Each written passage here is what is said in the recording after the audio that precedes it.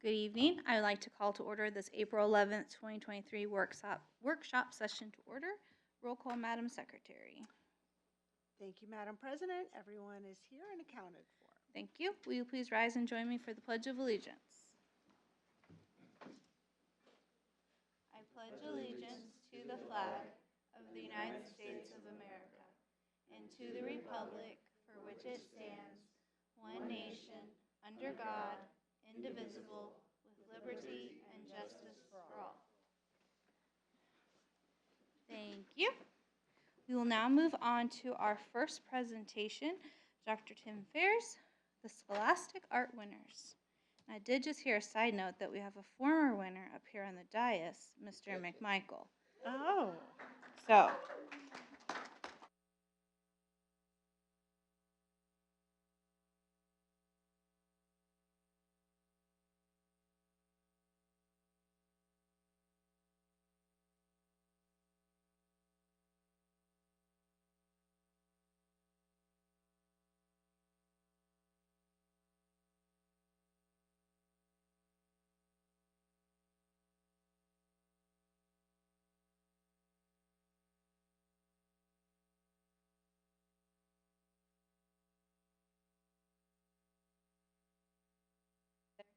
There it goes. Okay, it's back on.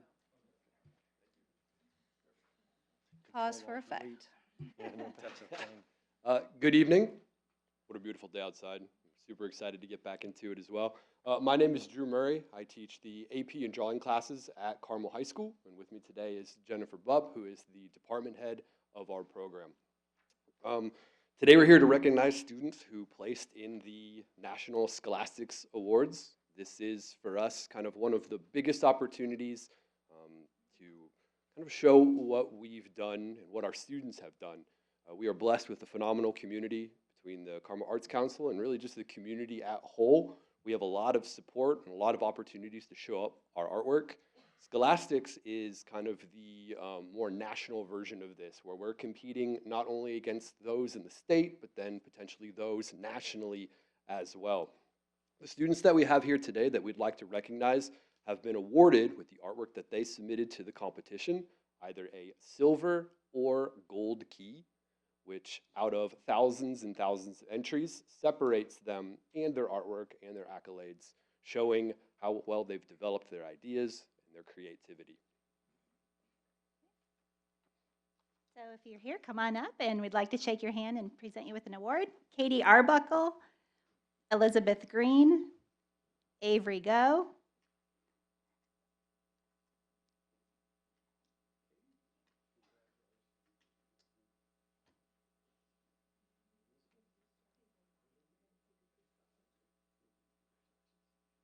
Aiko Iliji, Sayla Kirby, Ishmael Curie, Callie McFarling, Anya Moffett, Ren Olson, Jennifer Tang, and Sarah Shee. And I just want to mention these students will have work on display. Our spring art show opens next week on Thursday, and you can come see it in the lobby. And I will say that these students have really blown the competition out of the water. So we're so proud of what they were able to achieve this year at Scholastics.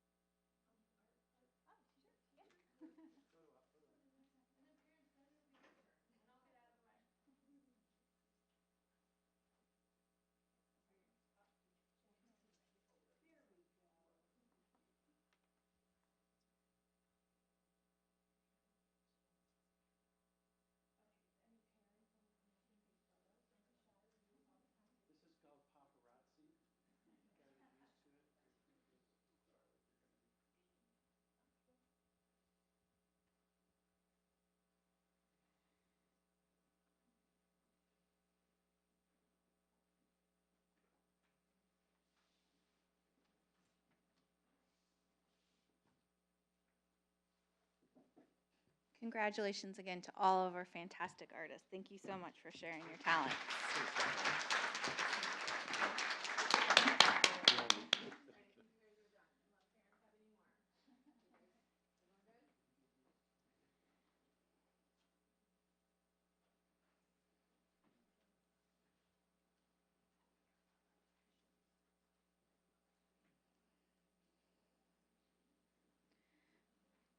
We will now move on to our second presentation, the National Scholastic Writing Competition. Well, good evening. Thank you. And this evening, we're very excited to recognize a student from Clay Middle School, Caitlin Chen, for the National Scholastic Writing Award. This award is a very prestigious award, and we're excited that she has been honored with it. So, Caitlin, if you could come on up.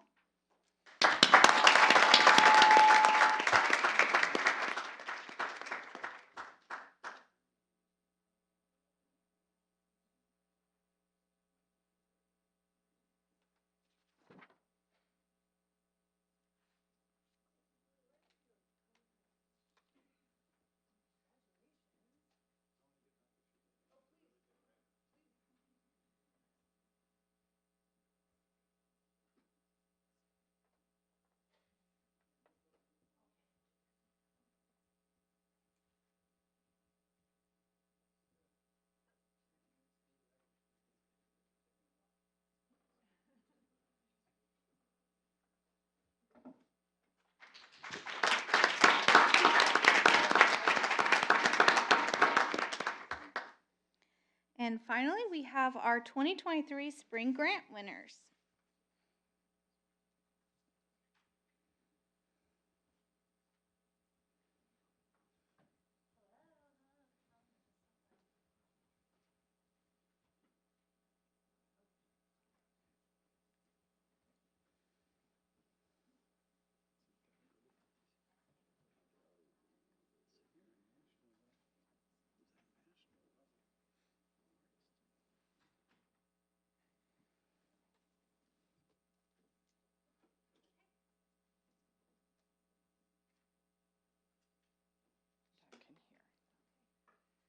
All right, good evening. How are you all tonight?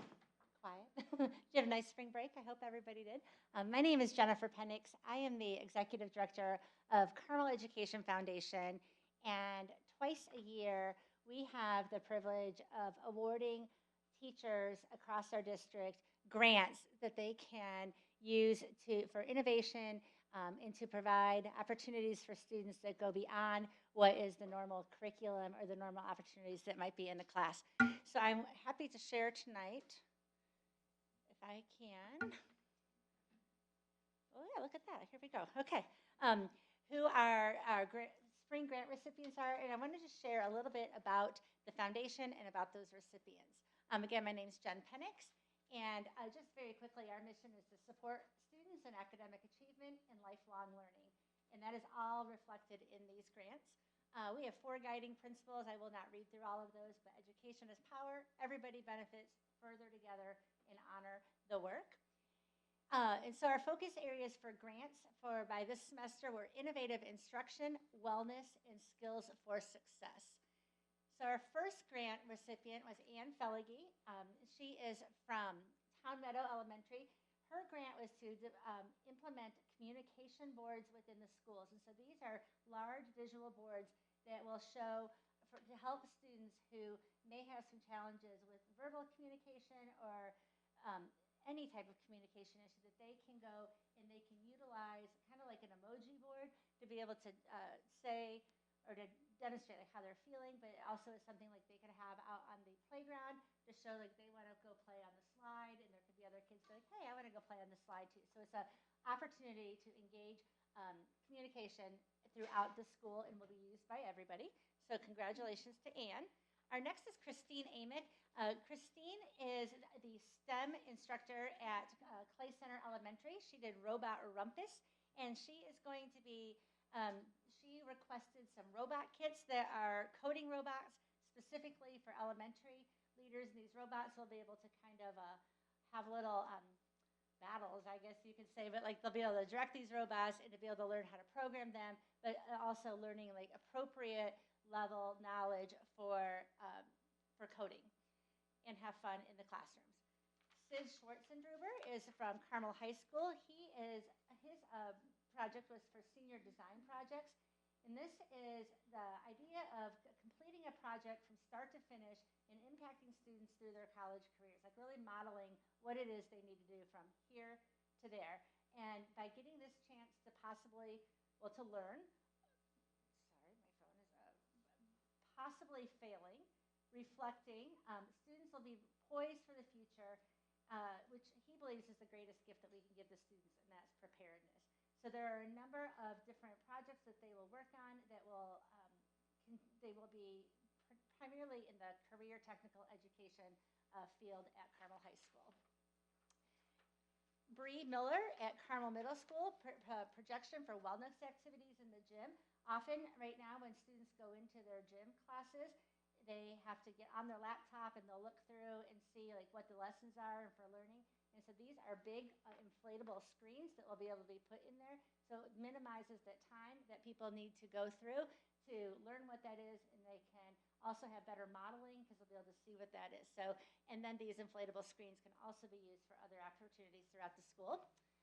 Lisa Baker from Clay Middle School, hers is called A Little Spot of Feelings, and this is for self-regulation of feelings. It is at an area where students, if they need to regulate themselves, and as they're becoming that young adult and transitioning from younger thoughts and feelings to those adolescence feelings, and having the resources and the help for them to be able to successfully go back into the classroom or be part of the projects or the environments that they are in.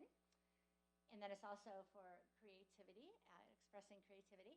Erica Weber from the Carmel Life and Learning Center, she requested that some culinary resources. And so the Carmel Life and Learning Center, these are for students who may, they need some extra help in learning skills to be productive within their own home environment or out in the workforce, self-care, different types of things. So by teaching and giving them that opportunity to understand and learn cooking and culinary recipes, following those instructions and stuff, this is a really neat project for those students who are in the 18 to 22-year-old age group. And they are over in the Carmel, it's my building, Carmel Life and Learning Center, CLLC. So this is the first time that they received a grant, so they're very excited about that.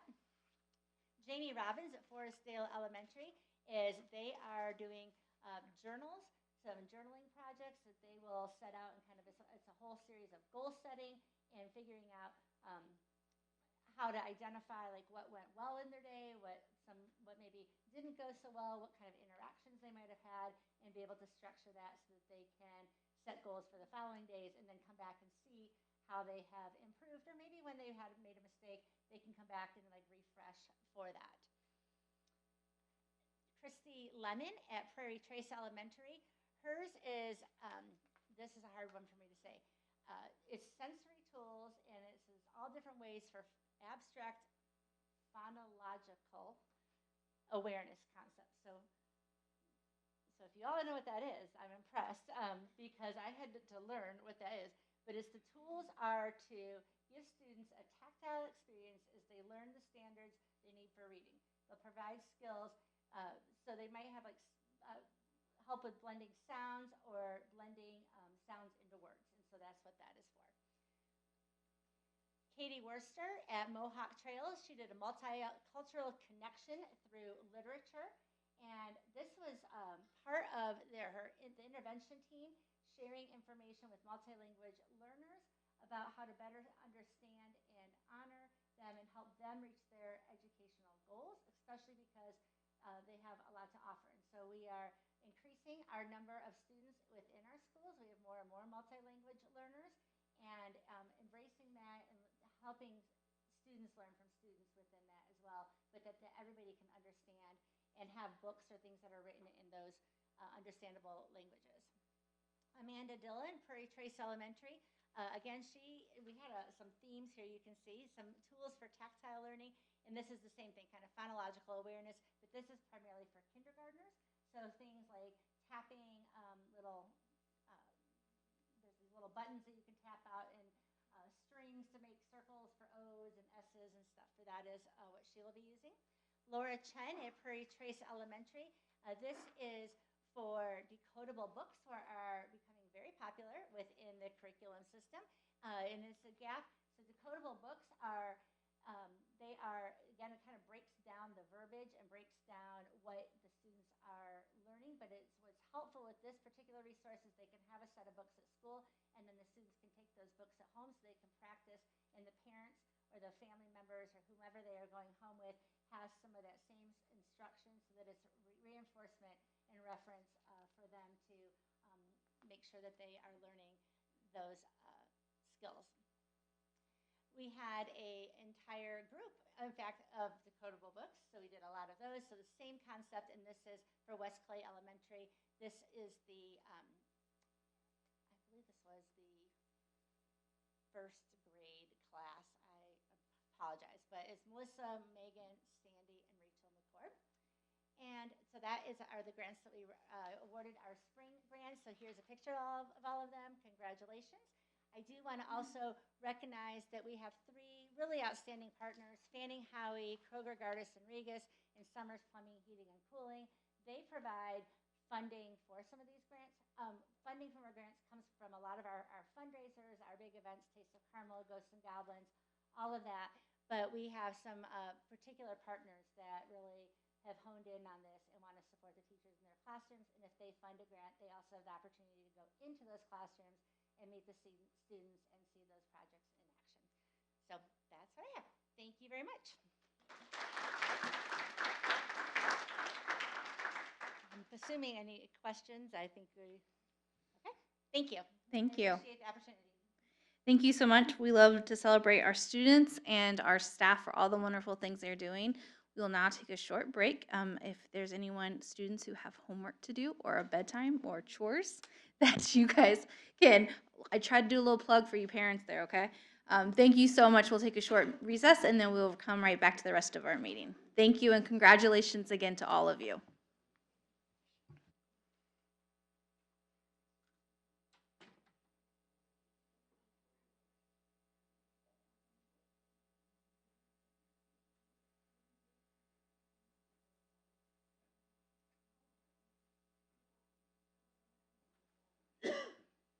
Okay, we will now move on to, we do not have any public comment tonight, so we will next move on to our appointment, and I will turn it over to Dr. Beresford. Thank you. On August the 1st, 2022, the Carmel Common Council passed Resolution CC 062022-02, which adopted the Carmel Climate Action Plan, we'll call it CAP. And the CAP includes a requirement to establish the Carmel Climate Action Advisory Committee. And their purpose is to provide advice and recommendations to help ensure that the climate strategies set forth in the CAP remain a priority and are efficiently implemented.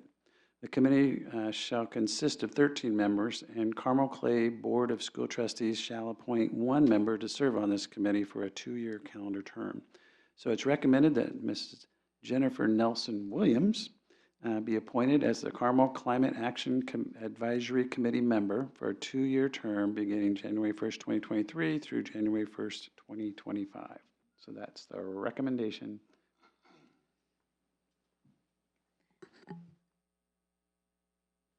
All right, do I have a motion to approve Ms. Jennifer Nelson Williams as appointment of the Carmel Climate Action Advisory Committee member? So moved. Do I have a second? Second. Any discussion?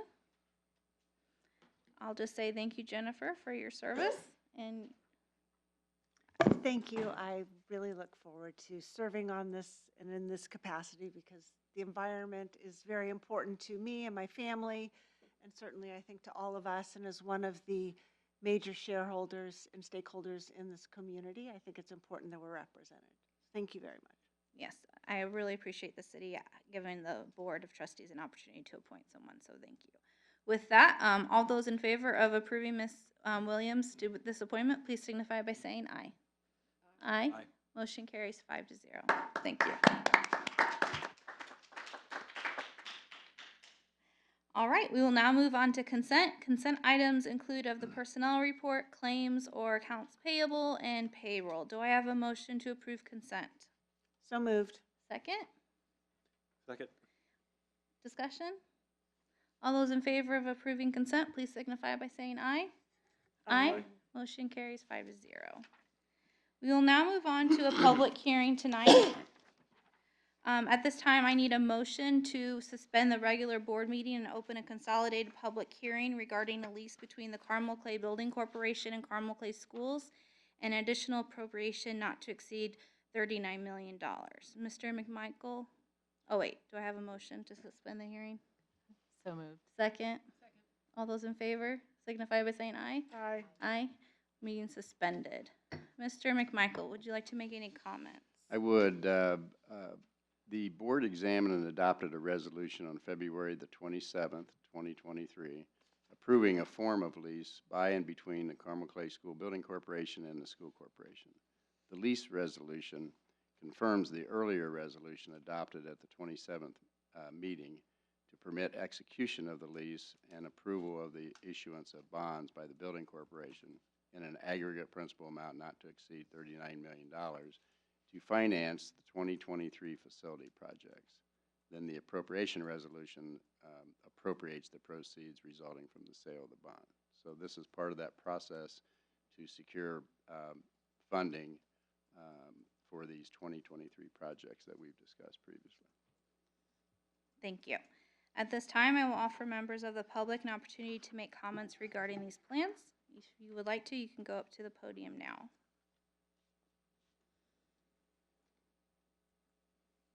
If there are no comments from members of the public, may I have a motion to close the public hearing? So moved. Second? All those in favor signify by saying aye. Aye. Public hearing is now closed. At this time, the board will now consider adopting a resolution confirming the lease and other actions and adopting a resolution on the additional appropriations. Mr. McMichael, do you have any? No, we would recommend approval of this action so that we can proceed with securing funding. Do I have a motion to approve the attached the resolution regarding the lease between the Carmel Clay School Building Corporation and the school district, and approve the appropriation of funds from the proceeds of the bonds issued by the building corporation? Do I have a motion? So moved. A second? Any discussion? All right, all those in favor of approving the resolution regarding the lease between the Carmel Clay School Building Corporation and the school district and approve the appropriation of funds, please signify by saying aye. Aye. Motion carries 5-0. Thank you. We will now move on to our workshop topic, which I'm very excited about, the Early Childhood Program. Dr. Dudley. Thank you. So this evening, we are excited to offer you a glimpse into our early childhood special education programming. And we're going to start with Mrs. Mary Podney, who is our coordinator of our early childhood. And we also have some of our teachers here that will guide you through some activities. So I'll have Mary start the presentation.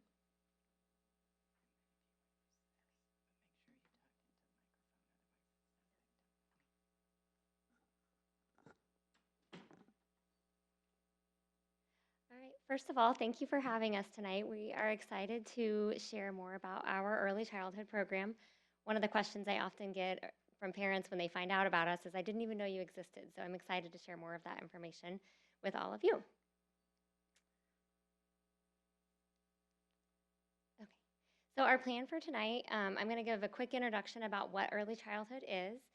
We're going to watch a video of Circle Time, which is a part of our early childhood day where a lot of things are happening. We talked about having an actual live Circle Time here with some of our 3- and 4-year-olds, but it's the Tuesday after spring break and it's evening, and so we were a little unsure as to how the kids would react with that, so we decided to catch them in their natural environment of the classroom. After you watch that, I'm going to talk a little bit about what you saw, and then I'm going to give you some information about early childhood by the numbers and just the number of students that we serve and just some information about us. And then you, as board members, are going to get to participate in Center Time. I have with me, I have a classroom teacher, a physical therapist, an occupational therapist, and a speech therapist here. They're going to lead 2 separate centers. You guys will get to do 2 separate activities, and then we'll switch just like we would with early childhood students to make the most of the time that we have with them. So first of all, if you didn't know, we have 2 classrooms at 4 different building sites. We have early childhood at Cherry Tree, Clay Center, Forestdale, and Smoky Row Elementary. If a child is slated to go to another school, one of our other 7 schools for kindergarten, we have a feeder system set up so that all 11 elementary schools are covered. And those are kind of spread out a little bit throughout the district so that we minimize the amount of time that children are on the bus for transportation in order to get to us. So what do we provide? We have a developmental preschool and a developmental pre-K. Preschool meaning it's for the 3-year-olds and the early 4-year-olds, typically 2 full school years before they would enter kindergarten. And pre-K or pre-kindergarten being that year right before they'll enter kindergarten the following August. That is taught by a certified special education teacher, and there are 2 instructional assistants in the classroom as well. So there are 3 adults in there to service the students that are in the classroom. We also provide a speech language therapy, and that's provided by an SLP or a speech therapist. That speech therapist pushes into the classroom 2 days a week for a large chunk of time, and then that person also provides what we call walk-in speech services or speech-only services for students that maybe are just working on just fine-tuning some of their articulation or some of those later language development milestones. It is a sensory-friendly environment, and we ensure that with that certified special education teacher who partners with an occupational therapist. We have an occupational therapist tied to each of our programs, and so that occupational therapist is only in there 1 day a week, but she's part of the team. And so anything that happens in that classroom, the planning that goes on, we're making sure that we are meeting the sensory needs of the students in there, and then that's carried over throughout the week. We also provide fine and gross motor support. Those are considered related services in special education terms, and those are provided by physical and occupational therapists for kids that need additional help to access our environment. So in all 3, 4, and 5-year-olds are working on developing fine and gross motor. It's part of growing up. It's why we get kids out and moving and why we do crafts and all of those types of things. But some kids need additional support in order to be successful in the classroom, and those are the students that would get direct support with our physical therapist and occupational therapist. And then finally, one of the most surprising for a lot of parents is that we provide transportation for our little 3-year-olds. And that is with a bus driver and an aide. So I always tell the parents the bus driver is there to keep her eyes on the road and keep the bus safe and follow all the road rules. And then we have an aide in the back that works with the students to make sure that they are buckled. It is a 5-point harness to make sure that they're engaged and having fun and enjoying that ride to school. So what do we teach in there? We have a research and play-based curriculum. So again, it's got kids moving, and that's what you're going to get to experience today. It's not sitting at a desk and writing. It's not doing workshops. It's a lot of hands-on, and it's very play-based, and we're working a lot on building oral language throughout everything that we do. All that we do is based around the Indiana Early Learning Foundations. So those come to us from the state, just like we have standards in K-12 education. We have what's called the Early Learning Foundations for early childhood. And those are broken into those 6 areas: social foundations, language and literacy, mathematics, physical well-being, science, and fine arts. So this is the video on circle time. It is about 10 minutes. You're going to see, I did a video at a couple of different locations. I was trying to get a really good picture of all the things that happen in circle time. So you'll see a couple of different you'll see 3 different classrooms. And then you're also going to see, at the end of it, you'll see some foundations. I think you did a workshop earlier this year about foundations in our K-1-2 class and 3rd grade classrooms. And so I included the part about foundations just so that you could see that even at this age, we are preparing them to enter our kindergartens, and we're using similar language and how it all kind of ties together in a vertical articulation.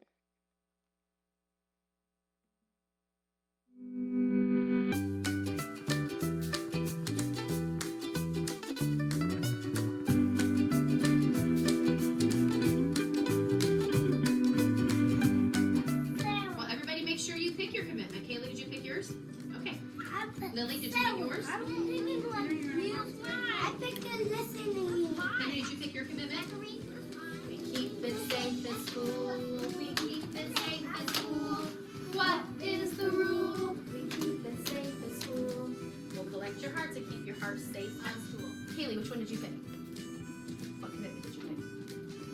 Zachary put heart hands. What did you put, walking feet? Okay, so when we walk to specials, you're gonna use nice walking feet. Zara, what did you pick? Sharing. Who are you gonna share with today? Okay, that'll be nice, Jack.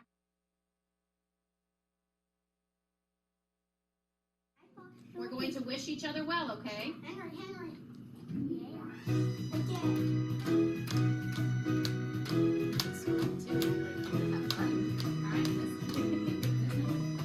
My heart to your heart. I wish you Elbow. Remember, wish your elbows to elbows. Let's listen to the music. Okay, we're wishing our friends well. Back. Turn around. Use your back to your friend's back like this. There you go. Eyes. Look in your friend's eyes. I wish you well. How can we help everyone we know? How can we help each other? Sometimes it's hard to know what to do. Wishing them well connects with you. You make a difference. Let's move and wish your neighbor well. Okay, listen to what's next. My Knees. Put your knees on your neighbor's. Good job. There you go. I wish Good job, Lily and Jack. Shoulder. Like this, not elbow. This is shoulder. Shoulder to shoulder. Okay, very good. Now these are your hips. Your hips are going to touch. Hip to hip. Hands. Put your hands on your friend's hands. Yeah, like that.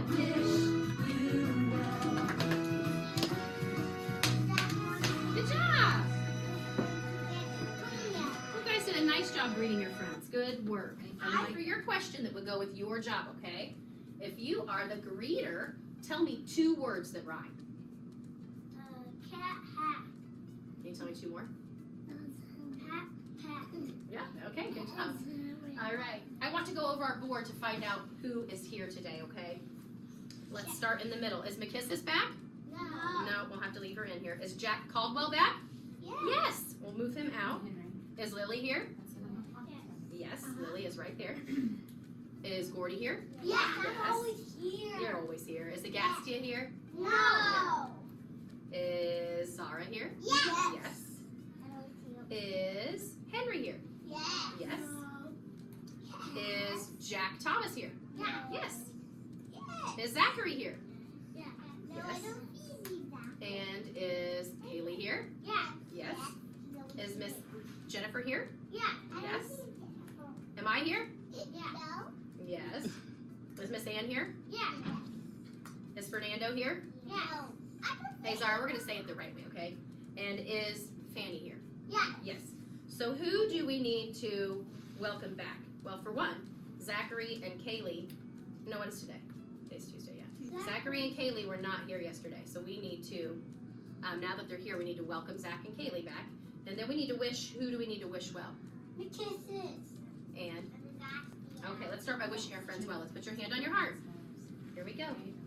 We wish you well, we wish you well, all through the day. Agastia and McKissis, we wish you well. Okay, let's welcome back our friend. Oh, and Jack Caldwell, you were not here yesterday either. Oh. So we are going to welcome back Zachary, Jack, and Kaylee. All right, let's get our friend Fanny. All right, Fanny, she's ready. Now she's gonna sing to all 3 of you, and then she will greet you, okay? All right. Welcome, Kaylee, Zachary, and Jack. We miss you. We miss you. We're so glad to see you. What's the same without you? Welcome back. Welcome back. Oh, let's start with Kaylee. Kaylee, how would you like to greet Fanny? Hello. A hug. She gives the best hugs. All right, let's welcome back Jack. How would you like Fanny to greet you? Tickles. Oh my. Here we go. You ready? Fanny's really good at tickles. How would you like Fanny to greet you? Tickles. Okay. Fanny. I'm gonna help Fanny out. Hey, that's you today.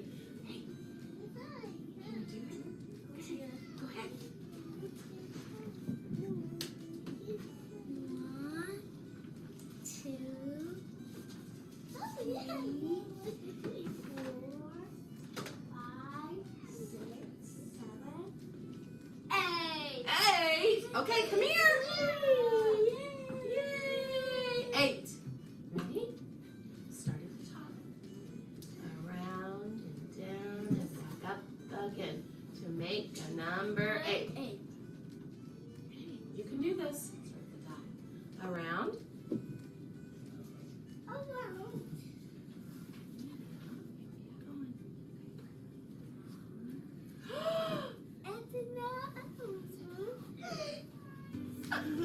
Let's give him an A for awesome.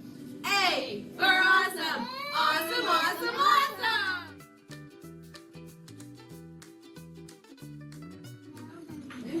Okay, what is it? Pretzel.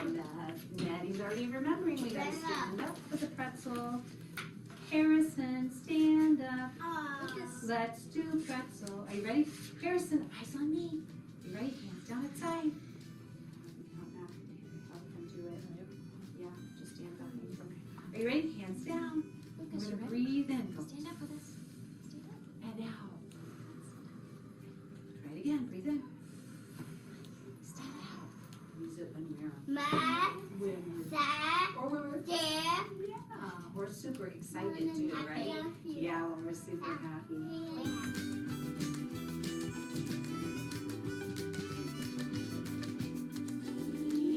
E, F, G. Uh-oh, did I point to G? No. Not yet. G, H, I, J, K, L, M, M, N, O, P, Q, U, R, S, T, Gordy, ready for baby echo? T, U, V, W, X, Y, Z. Okay, now remember, if baby echo says it first, then you guys. N. Help us, Zachary. Itch. About which one you want to pick. Zachary, which letter would you like to practice? Z, Z. Z for Zachary. Okay, Z, zebra, Z. Z, zebra, Z. Help us, Henry. Which one would you like, buddy? Zebra, Zachary, G. Oh, he's going to pick G. G, game, G. G, game, go. Okay, eyes up here. Watch me. Now, what line do I start on? It's plane. I start on the plane line. That's right. Right here. V, van, on the plane line. So start at the plane line. Then where do I go? Down. Down to the Round, grassy wing. grass line. That's right. And then go back. Up. Up. So see how I made my diagonal line go zip, zip, back up. So start at the plane line. Go down to the grass line. Then go back up to the plane line. 2 fingers. All right. Start at the plane line. Okay. Go down to the grass. Zip. And go back up to the plane line. Good job. Let's do the next one.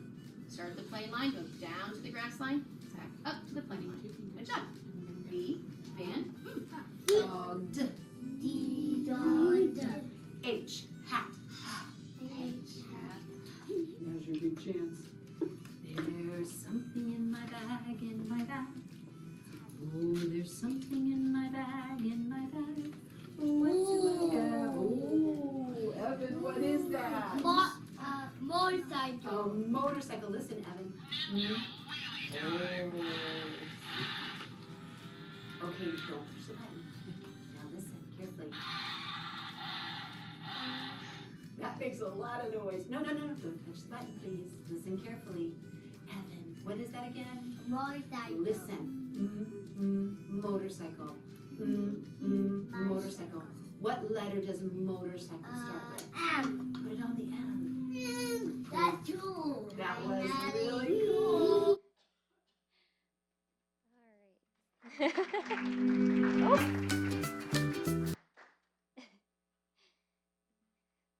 All right, so hopefully you were able to see there that there's a lot of going on. I kind of cut between the different classrooms, but you saw students exhibiting receptive language, expressive language, awareness of the alphabet, early phonological awareness, the activity at the end, rhyming when they were giving, instead of just saying who's the door helper today, or it was the greeter. Who's the greeter today? She says, if you're the greeter, give me 2 rhyming words. So really trying to tie it all together and make the most of our time together. You saw them counting and then writing that numeral. You saw them demonstrating some self-control in a couple of ways when they're dancing with friends, right? Like, nicely bumping elbows and hips and knees, sitting and paying attention for what can be a lengthy amount of time for a 3 and 4-year-old. The awareness of citizenship at the beginning when the students are over and they're making their commitment for the day. So they've talked about ways to keep themselves and their friends safe at school. And so what am I going to focus on today? And then the teacher talked, she had them share as they went around. What are you focusing on? So I'm going to share. I'm going to use walking feet. So learning about some of those school rules and how we make sure that we keep ourselves and others safe at school. They're working on sustaining their attention to adult-directed tasks. So kids come to us and they're really good at paying attention to what they want to pay attention to, but as we get into school, we have to learn how to pay attention to what adults want us to pay attention to, and so we keep it fun and engaging for them, but they're really working on paying attention and being able to do that for longer amounts of time. And then obviously their fine and gross motor skills when they're dancing, and their body awareness, knowing where their body is in space and knowing their body parts to be able to add those to their core vocabulary words that they're using. And then music and movement is a part every single day throughout the day. The teacher at the end, she sings all day long. If you go in there, anything that she is asking the kids to do, she's got a chant or a rhyme or it's to go with it. And the kids pay attention to it. It sounds different. It's novel to them, so they hear it and they pay attention. One of my favorite quotes about early childhood, experts tell us that 90% of all brain development occurs by the age of 5. If we think of traditional public school starting at kindergarten, that means that, that we've missed out on some critical time when we could be wrapping services around students, and kids could be falling behind before they ever even get to kindergarten. And that's why I feel like our developmental preschool program is so important on setting these kids up for success when they get to kindergarten. So one of the questions I get a lot is, how do families find us? I didn't even know you existed. If you're not in a school that has early childhood, you might not even know it exists. For this year's students that we are serving, 65% of them came from First Steps.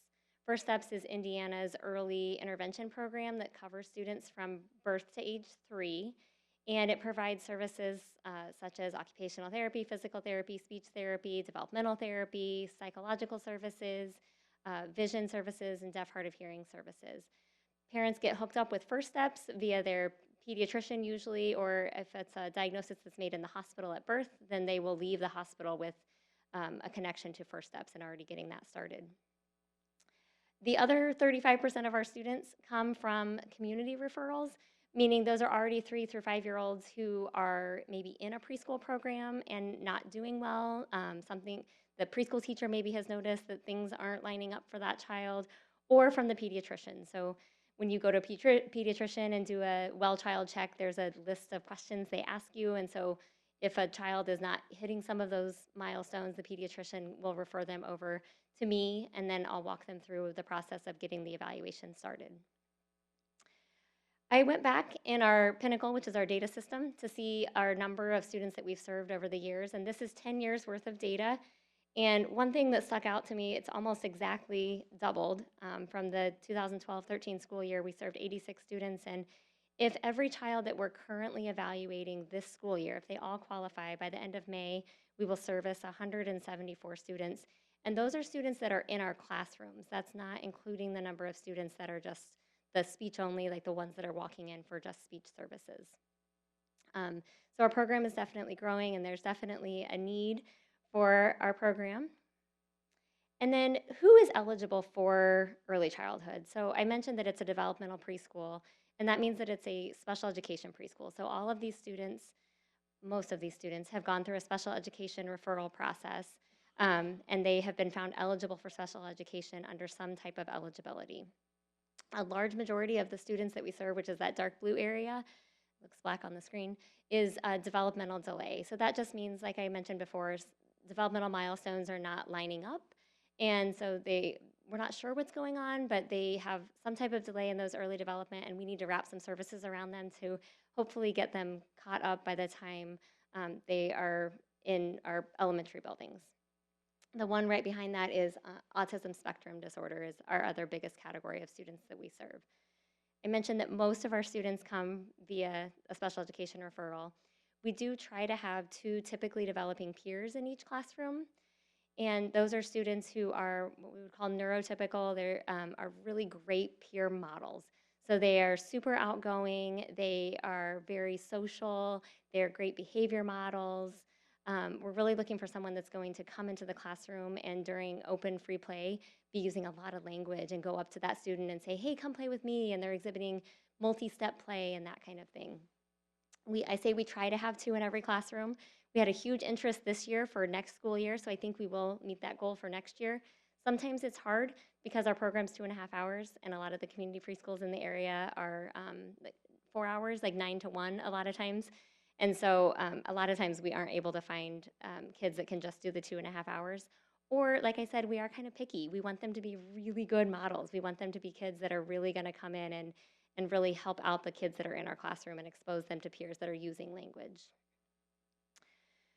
One of the things when I was preparing for tonight, I thought it would be interesting would be to look at and see what the impact of early intervention was. So this graph is showing of, I think it was like 96 students, I've broken it into percentages, 96 students that I had data on from when they were in their last year, so that pre-K year, they were in pre-K with us, and they are still here with us, and they're in 3rd grade now. So they've been through all areas of what early childhood experts would say through 2nd grade really is still considered early childhood. So they've been with us that whole time, and of those kids, 25%, well 24.7, but 25% of them are now without an IEP at all. So when it says general education, it means that they no longer have the needs of an IEP to provide services for them. They're at grade level and they are working with their peers. The other 75% still do have an IEP, and so they're still getting services.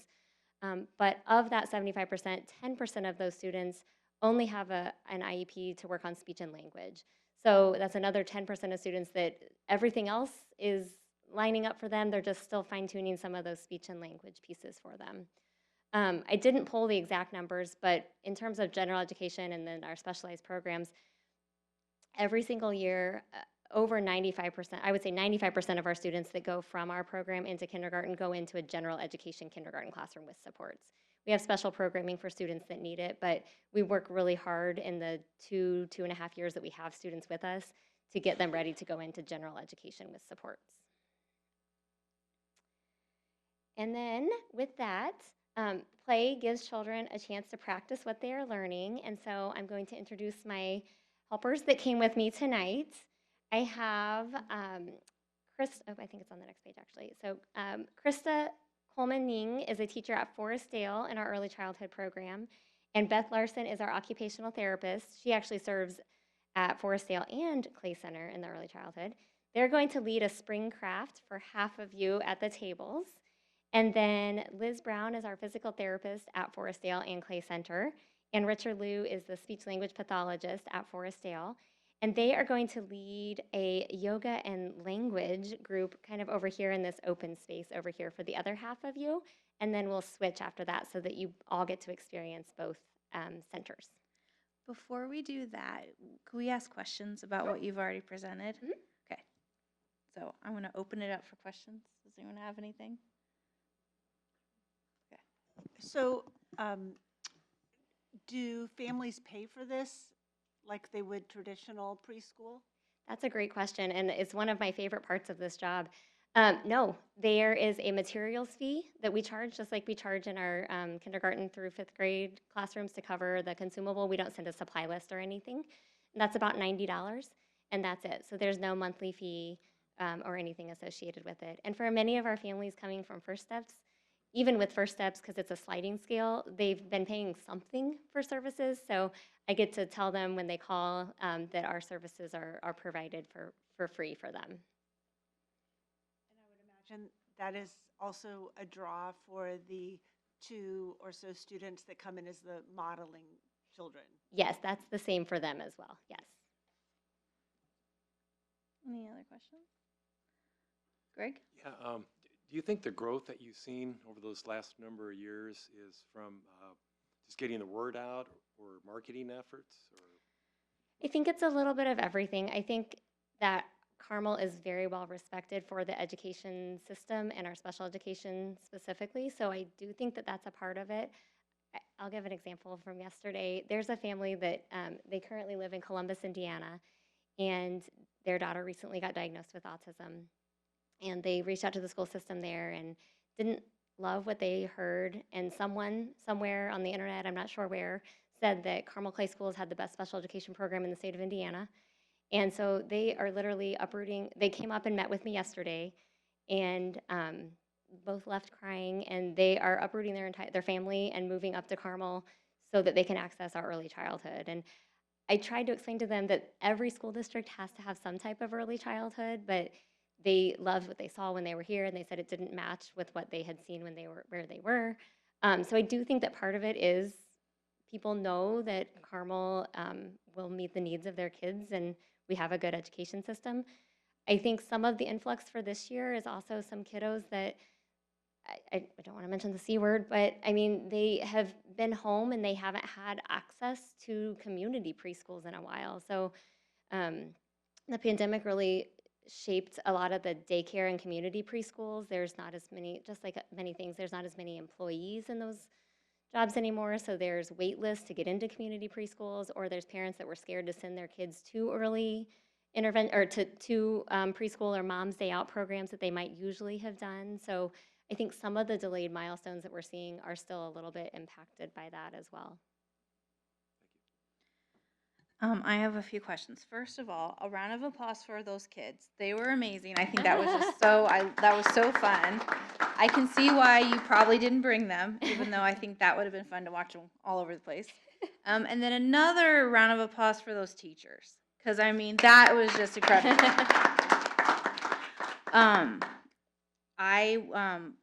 Before I was on the board, I used to substitute teach, and I subbed one day in that class, and oh my gosh, I think I had to like sleep for a week. Like it was running all over the place, but I mean like the joy and the kids, and anyway, it was just wonderful, wonderful. First of all, I just wanted to comment the buddy program, the peer models. I know that reputation is wonderful. That's such a great opportunity, I think, for those students too, to be able to get to interact with kids who are a little bit different, and to be able to see that and the compassion and the empathy that they have. So not only are they also learning all these great skills, but I think that just really is a wonderful opportunity for families. And the next question I have is maybe for you guys also is, I love early childhood education. I would love for it to be like rolled out. What are some of the struggles? I'm guessing funding is a big one, but what are some of the struggles that we see for not being able to grow this more? So it's a general question, whoever wants to pick that one up. So as Mrs. Podney mentioned, our early childhood program is a special ed developmental preschool program. We do get a small grant from the state to help fund that programming, and then other funds to help fund that. So if some districts do have community preschools, when they do that, that's more of a pay-for-service program. So over the years, we have discussed that. Is that somewhere we want to go? And that might be a possibility of looking at, do we want to get into that or not? So we have lots of varying opinions on whether we want to venture out into that piece. But that would become, we wouldn't receive funding for that, so that would be a pay-for-service piece. Okay. Thank you. I figured that was probably the answer, but any other? Okay. And then is that also part of why it's only 2 hours? What's the reasoning between like the 2 hours? So because of all the logistics that go into it, we start and stop with the elementary school day. So our morning kiddos come from 7:40 to 10:20, and then our afternoon kiddos come from 11:50 to 2:25. That helps with transportation because of the 3-tier transportation system. That middle chunk of time, then we have to give teachers their 50 minutes of prep and lunch in between there. And so that's really just, it's in order to stay within, they're considered elementary school teachers, so to stay within that elementary to keep them the same as their elementary peers, and then transportation, just the school day itself. And that allows us, they each teach 2 classes versus having it be a full day, which also 3-year-olds really a full day would be too much. So that's kind of why it's perfect. All right. Well, again, just kudos all around, and thank you guys so much for what you're doing and for sharing with us. And now, unless anything else, I think we're ready to have fun ourselves. Okay, excellent. Well, thank you for learning about our program tonight. All right, you guys want to come on up?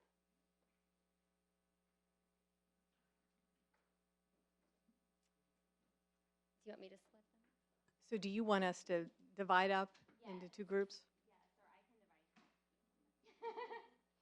We need half of you, let's see, 4 of you to start over here at yoga, and then 5 to start at the spring craft at the table.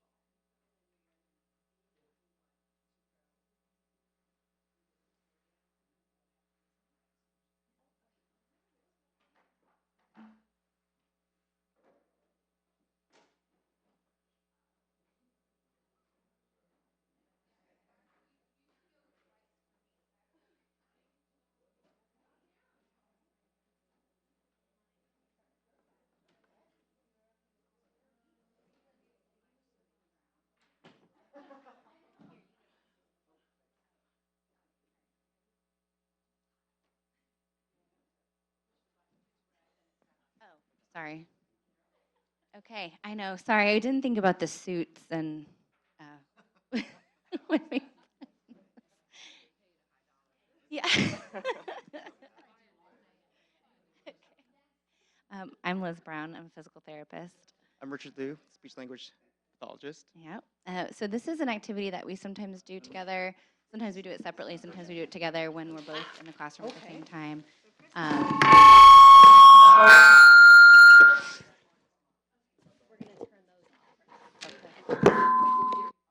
Okay. Oh, do we have to talk into it? Okay. Okay. So we will still talk into it. Okay. So we're going to go through this. This is, well, you want to explain your part? Go ahead.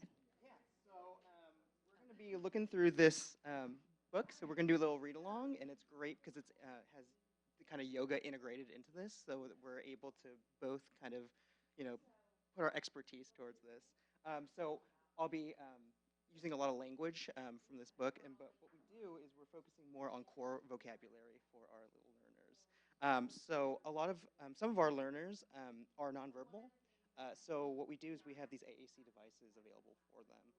So this is one example of an AAC device. And so what it is it's a augmentative communication device. And it's really neat because they are just kind of little buttons that you can navigate through, and you can find what you're trying to say. So if I'm trying to say I want to work, you can go find there. This system's really great because everything is static, so nothing changes. So if you're proficient with the system, you can close your eyes and you can use it to your heart's desire. Mhm.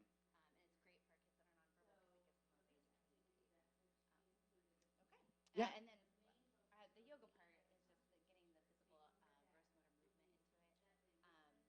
A lot of our kids do come in, especially our kids with autism. Oh, sorry.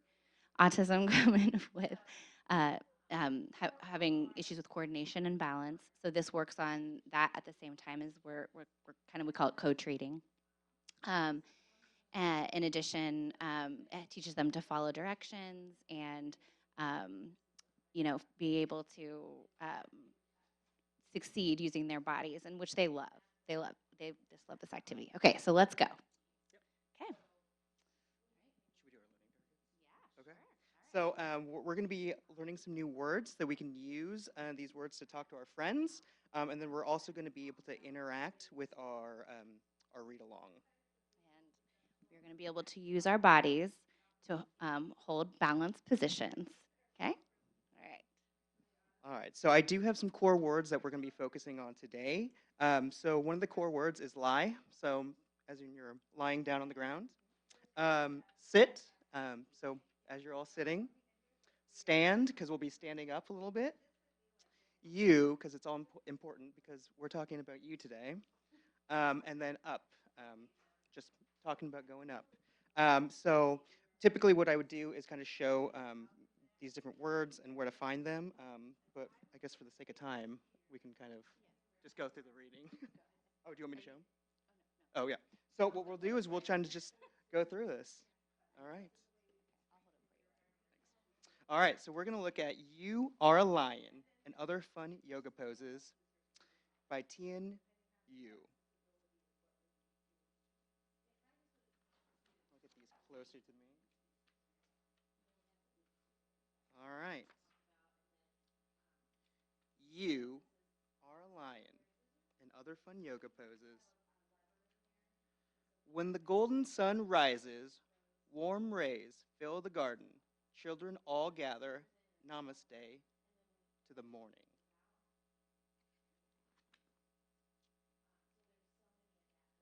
Sit on your heels.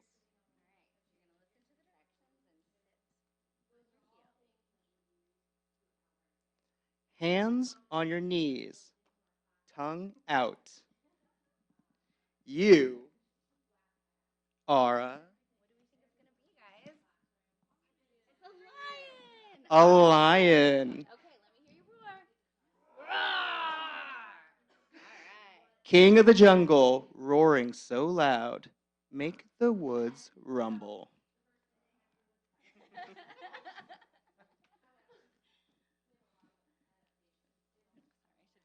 No, you're fine. Sit with feet together.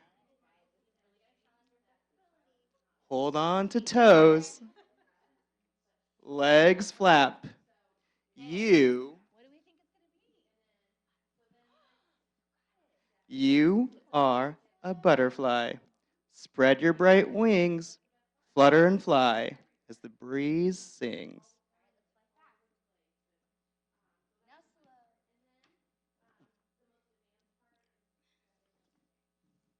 Stand with feet flat. Bend and touch ground. Bottom up.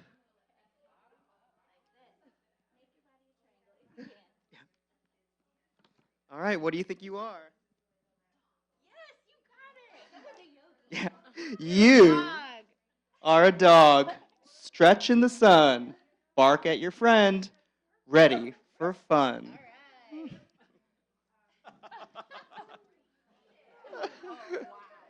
All right. Lie on your stomach. Hands next to your shoulders. Yeah. Push up.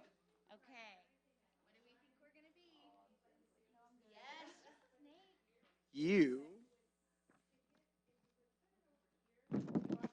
are a snake.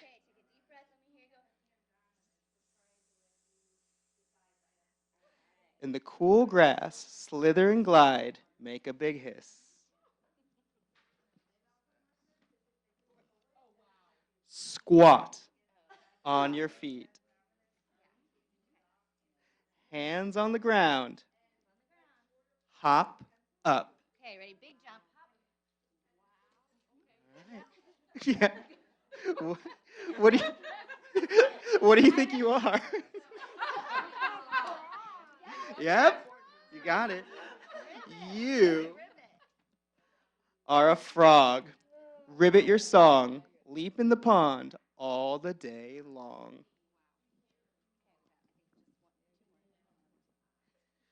Kneel on hands and knees. Head down, back up. Here we go. All right. You are a cat. Frisky at night. To the moon. Play till it's light. Yeah. All right. So we're gonna. Standing, I promise. So we're gonna stand feet apart, palms together, reach high. You are a mountain.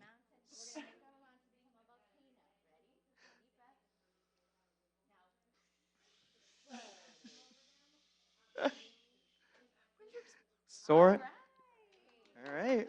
Yep. Well done. Okay.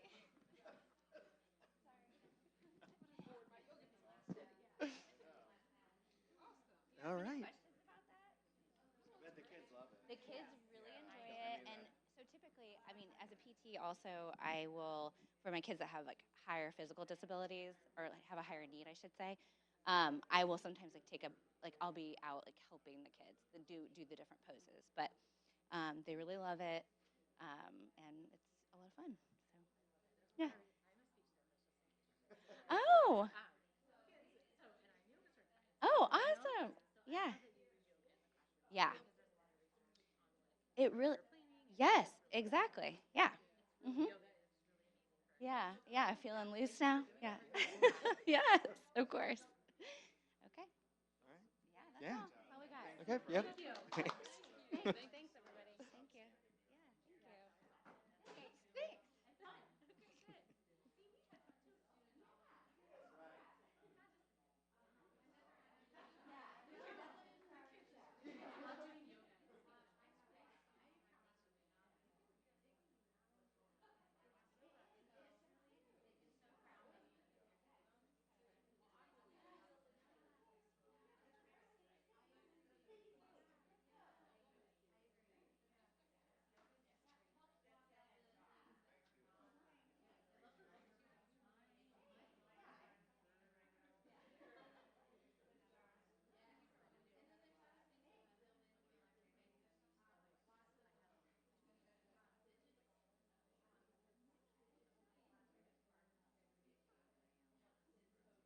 Okay, good. Keep their hands to themselves. One.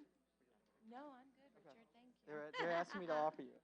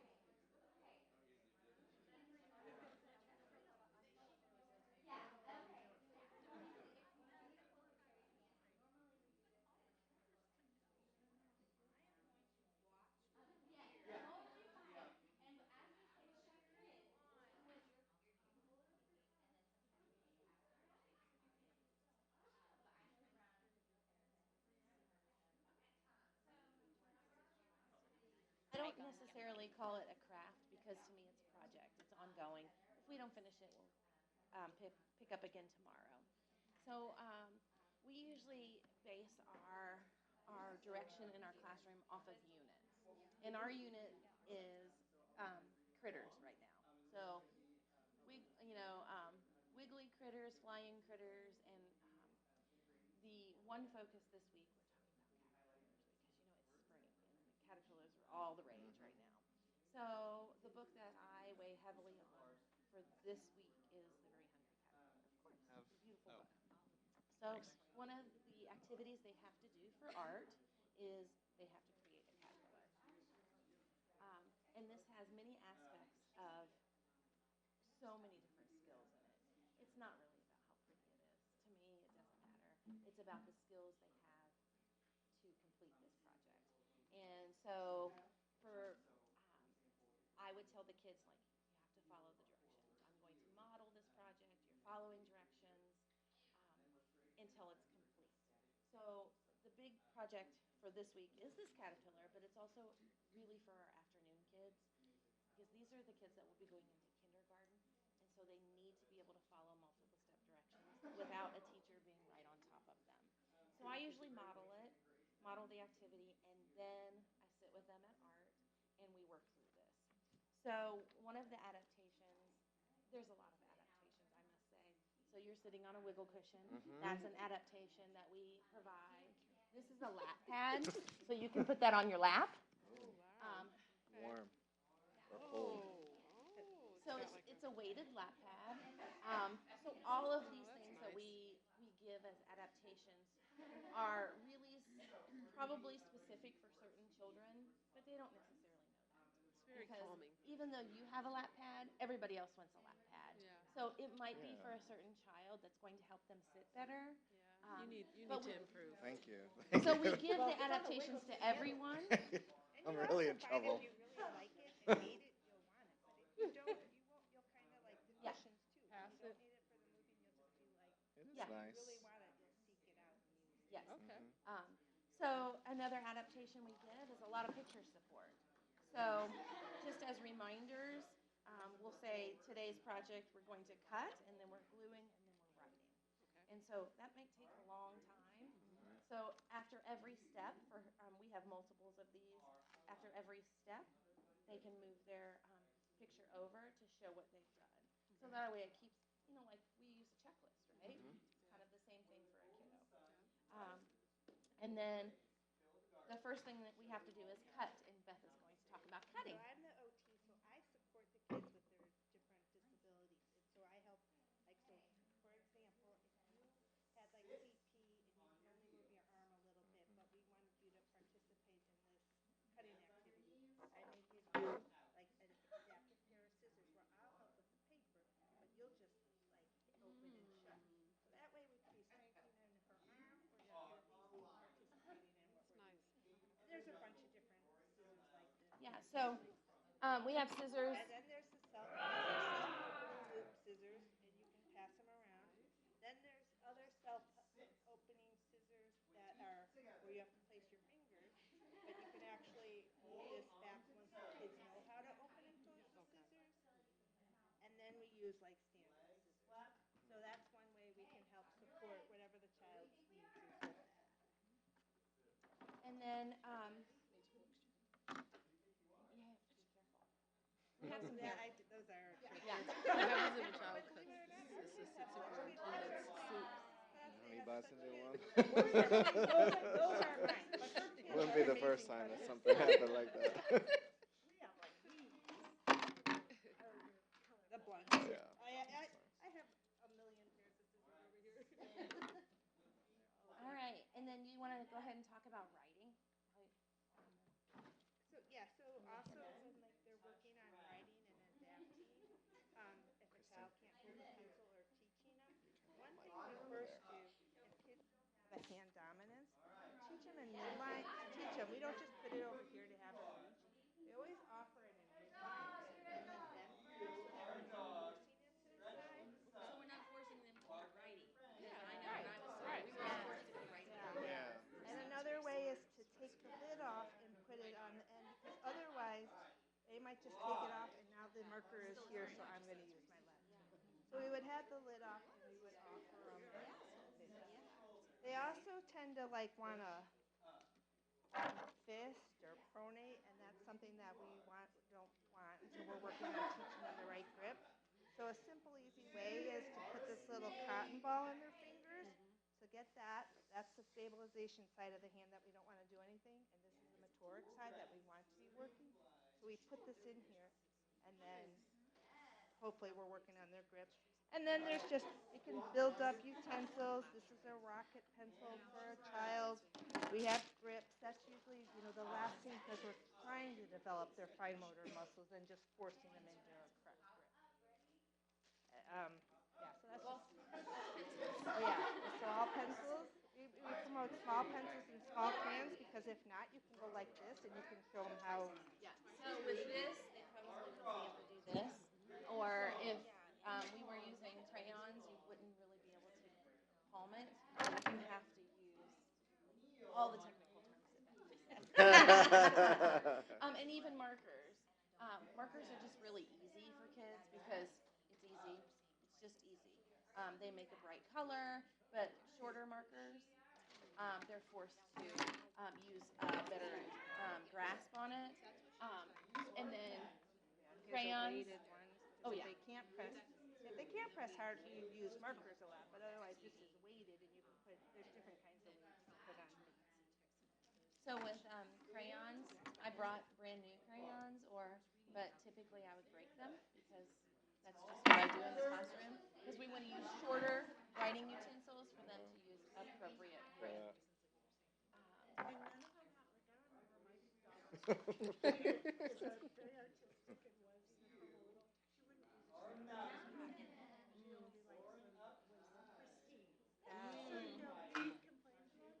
They do.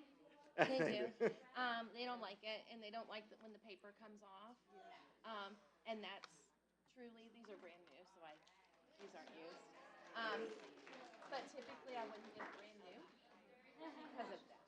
Because some of our kids with needs always want perfection. And if perfection is their goal, we need to be able to get them used to not having perfect. So I would take the paper off and break them before they even come in to begin a new year, because that's just life, and we need to be able to help them work through change, and that life is not perfect in our classroom, and it is a struggle. I will tell you, it's a struggle, and that's why we have a lot of picture support to help them, because another example would be is that, oh, this is our schedule for the day, but today we have a change. So we work through it with pictures, we work through it with social stories, we write lists. We use pictures so much in our classroom because we can change these. And but we also work through with our social emotional curriculum that it's okay to not be okay, right? And we help them through it. We do a lot of breathing exercises. We have a safe place. So if they need to go to the safe place and think about, like, I got to work through this change, and usually I would go over and talk to them and work through it with them, go over the schedule. We have a portable schedule. We have all kinds of schedules. We have schedules on iPads. We have schedules like this. We have a big schedule. So taking the schedule over to a child who's not okay with the change, and we work through it together. Okay, so we have a lot of adaptations as we've already talked about. The headphones are an adaptation that we use because of all the external noise in here. Many of my students would not be okay with that. So they use the headphones to help be okay, to be okay in a group. And it doesn't take out everything, but it takes out all the little things that are really bothersome to many of our kids. And then I also wanted to talk about all the little fidgets we have in our classroom. So some of our kids have certain fidgets that they love and they keep in their own cubby. But then we have a basket of fidgets that kids can just use anytime. One is because they're cool, but if they don't use them, eventually they drop the idea of, oh, everybody wants this foosball, but the child that really needs it will continue to get it. So because something is novel, but eventually that kind of weans itself out. But the child who needs a lap pad will always tend to go back and get that lap pad. So I have all kinds of fidgets that don't look different, because who doesn't want a foosball, right? But yet you can sit and twirl this, and it helps keep their hands busy for many, many reasons. One is maybe that child has a hard time keeping their hands to themselves, but maybe they want to be in constant movement, and this allows that so they can participate in activity. And things that are so cool right now, like Poppets, right? But this allows kids to be with their own group, even though they might have a delay. This is the coolest thing on earth. But one of the things I just want to mention is I have a little girl that really has a hard time picking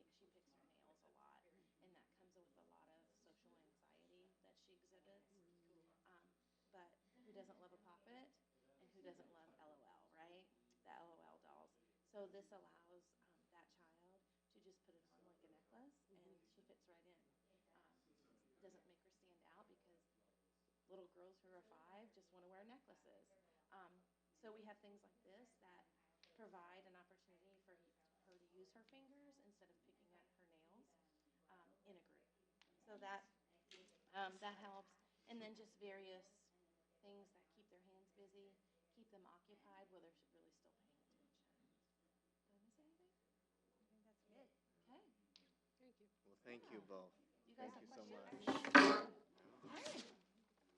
Thank you for being here tonight. Yeah. Oh my gosh.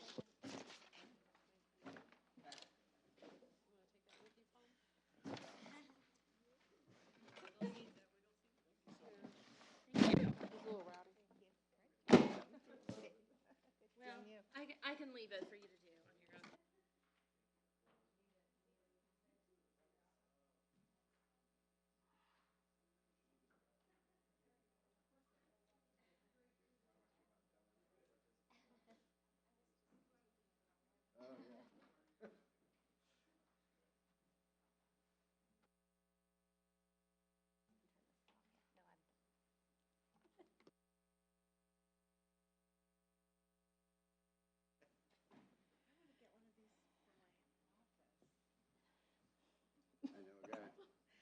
Thank you so very much for you and for all of you guys for coming and sharing with you the wonderful things.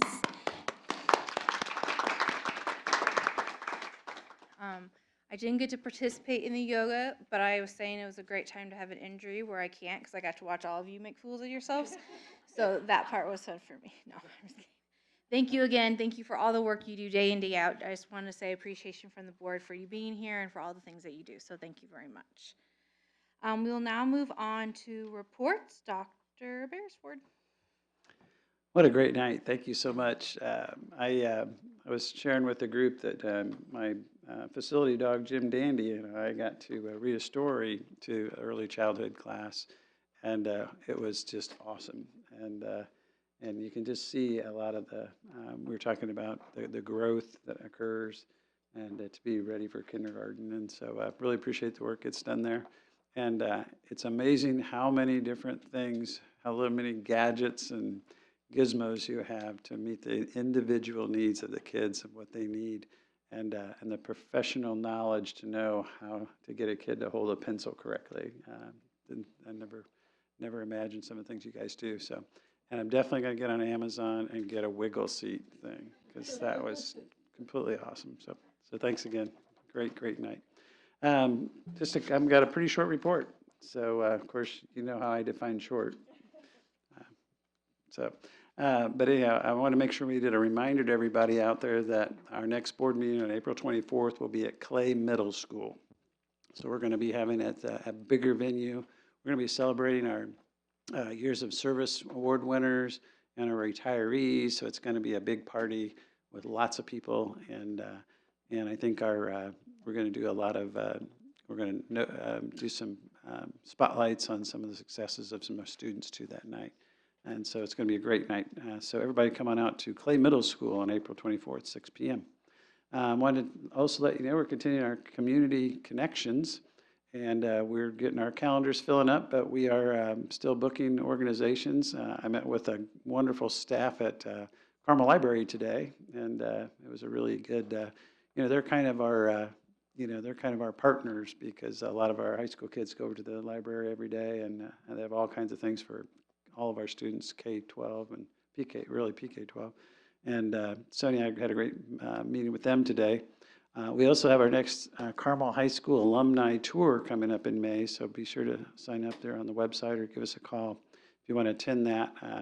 That has been a real popular opportunity for a lot of parents are coming whose kids have graduated to want to see the school. We've had some former students that are grown in jobs that want to go back and see how the school has changed and walk down memory lane. So that's a real popular thing. So let us know if you want to do that. And then also encourage your friends and family to sign up for our community news on our website. Easy way to keep in touch with what's going on in Carmel Clay Schools. You'll see a video of this meeting, and then you'll also have some highlights of some news items that So you'll have factual information on what's going on in Carmel Clay Schools. And I'll tell you the cool thing, I've said it before, but the video is actually tagged for different parts of the board meeting. So you don't have to try to fast forward through a 2-hour meeting to find your spot. If you want to hear the superintendent's report, you click on that. If you want to hear Mr. McMichael's just engaging financial report, you can just click on that and it will pop. And so it's really user-friendly, I guess, put it that way. So I want to encourage everybody to do that. And then I thought I'd do just a quick shout out to our spring sports that are underway and very busy. This year, for the first time ever, we have a boys volleyball team, and they're off to a good start in their first season as a varsity sport at Carmel High School. There's 25 students involved in that, and so it's kind of exciting. They are the groundbreaking pioneers of boys volleyball and high school sports. Our girls track and field team won the indoor state championship last month, and it's the first time we've won that in quite a few years. And then we have about 100 students that are going to be involved in our unified track program this spring, where we have students with disabilities matched with typical peers, and they compete in track. And that's my sport right there. It's fantastic to watch those kids compete and just have a ball. And then they do have a state championship for that at the end of May, so that'll be fun. In total, there's over 900 kids involved in spring athletics in 10 different programs. I mentioned boys volleyball. We have boys and girls track, softball, baseball, girls tennis. I think you saw girls tennis tonight. They were looking pretty sharp. And then we had boys golf, and then boys and girls lacrosse, and of course unified track. So a lot going on there. But the bell ringer. I'm going to go back to last week because it was spring break, but it was also Assistant Principals Week, National Assistant Principals Week. So I want to just give another shout out to our amazing team of assistant principals who make such a positive impact on our students, our staff, our families. I always say that an Assistant Principals Day is like a box of chocolates, as Forrest Gump's mom would say, because you never know what you're going to get, because their day can turn on a dime, and they have to be ready to pivot at all times. But whatever comes their way, they meet it with a lot of smarts, a lot of heart, and a lot of skill. And they always keep what's best in mind, what's best for the kids in the forefront of their decision making and what they have in mind. They use that as their guiding light. So shout out to the assistant principals. They're a go-to for really everybody, kids, parents, principals, and even superintendents. So we're blessed to have a great team of assistant principals. And we're grateful for you. And fist bump from Dr. B. Thank you. Thank you. And with that, I will take a motion to adjourn. So moved. Second? Second. Meeting adjourned. Thank you.